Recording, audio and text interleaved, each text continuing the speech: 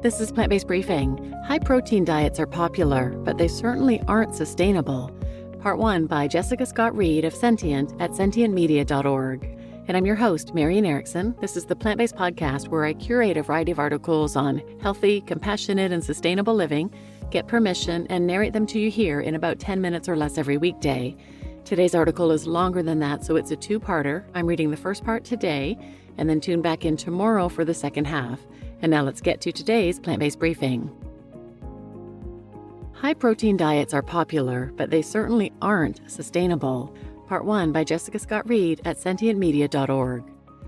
From Atkins to Carnivore, a look at the evolution and risks of high-protein diets. Podcaster Joe Rogan may have helped make meat cool again, but his preferred way of eating, the carnivore diet, is nothing new. It's not meant to be. Its core tenet is that humans thrive from eating how our primitive ancestors ate. High-protein, low-carbohydrate diets have peaked in and out of pop culture continuously over the last 50 years, each time rebranding and rebuilding upon fads of the past. At their core, the same disproven belief remains that humans are healthiest when eating mostly or only meat. But why does this obsession with massive amounts of protein persist? And what impact is it having on our culture, health, and planet? Part of the reason high-protein diets remain popular, says Amy Bentley, professor of nutrition and food studies at New York University, is that high-protein foods feel like an indulgence rather than a diet. Current culture and politics are also creating a macho moment ripe for diets high in animal products to become popular. With sarcasm, Bentley describes the mindset. Meat is such a central right, a bedrock base of the American diet. It's our God-given right to have our meat. And opposing that, by eating plant-based or even plant-forward, has somehow been branded as anti-American. Let's take a look at how that happened. High-protein diets then and now.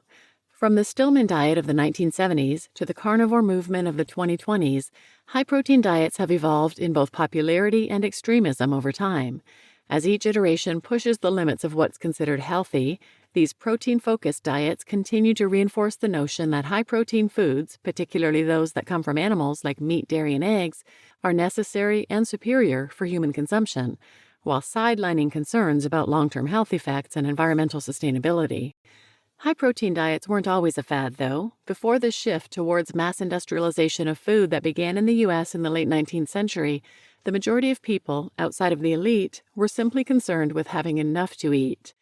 And then at some point, when you have an established middle class and merchant class and a stable food supply, then there becomes issues of overconsumption and thinking about diet in terms of not just what is the food I'm eating, but also are these the optimal components for a healthy diet, Bentley says. The Banting diet, created by William Banting and Dr. William Harvey in the late 19th century in England, was the first fad diet to limit starches and focus on animal protein for weight loss. But it wasn't until the late 1960s that high-protein diets really took off. Physician Irwin Maxwell Stillman created the Stillman diet, focused on ultra-low-fat, high-protein eating for rapid weight loss.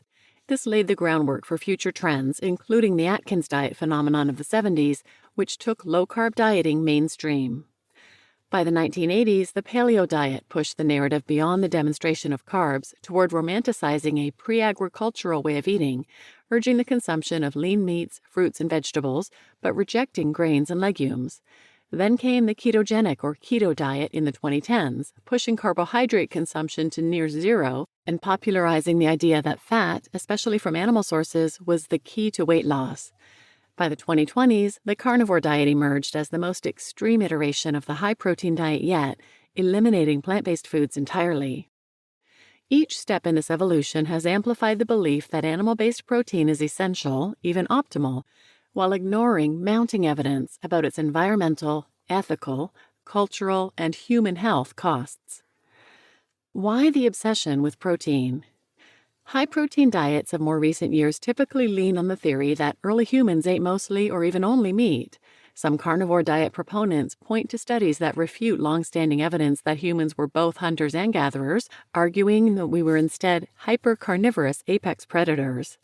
However, fact-checkers, linked here, say there's no conclusive evidence that our ancestors were exclusively carnivorous. The desire to eat how caveman ate is part of a broader obsession with more quote-unquote natural living, guided in part by current political narratives around food and identity. This includes Secretary Robert F. Kennedy Jr.'s promotion of things like raw milk, beef tallow, and regenerative grazing.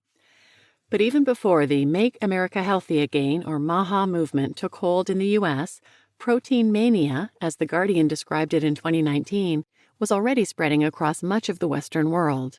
For many people, protein has become a kind of secular unction, writes food journalist B. Wilson. It instantly anoints any food with an aura of health and goodness. And beyond that, protein, particularly from animals, has become culturally and politically entrenched. Over the past decade, the promotion of high-protein, meat-heavy diets has increasingly intersected with right-wing politics, hypermasculinity, and white nationalist ideologies. Figures like Jordan Peterson and influencers in the alt-right space have championed carnivorism as a rejection of liberal dietary norms, with meat consumption framed as a symbol of strength, traditional masculinity, and resistance to perceived globalist agendas. Research has highlighted how online communities weaponize meat eating against environmental and progressive movements, with meat eating being politically and culturally positioned in opposition to plant-based eating, which in some circles is considered a threat to national identity. The meat industry has also played a part in the pro-protein narrative. Back in 2024, the National Chicken Council noted how the chicken industry was a big winner from the low-carbohydrate, high-protein diet trend. And since then, other industry groups have worked to promote meat as the optimal protein for humans. Through endeavors like the National Cattlemen's Masters of Beef Association Beef Advocacy Program, also working with online meat influencers, and through disinformation campaigns against plant-based meat. As Hannah Cutting-Jones, Director of Food Studies at the University of Oregon, writes for The Conversation, decades of marketing and consumer trends have transformed protein into a perceived superfood, leading to a multi-billion-dollar industry that now also includes protein powders and other supplements. The U.S. protein powder market has grown from $3.5 billion in 2015 to $9.88 billion in 2024, with projections estimating it will reach $22.58 billion by 2032. And according to a recent BBC Science Focus report, food companies over the last decade have increased high-protein product sales fourfold, due not to nutritional necessity, but because protein is profitable.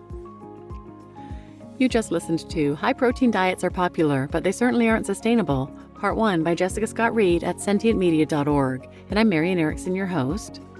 Tune in tomorrow for the second half of this article, where we'll hear about the health and environmental impacts of high-protein diets. And please share this episode with anyone who might benefit, and thanks for listening.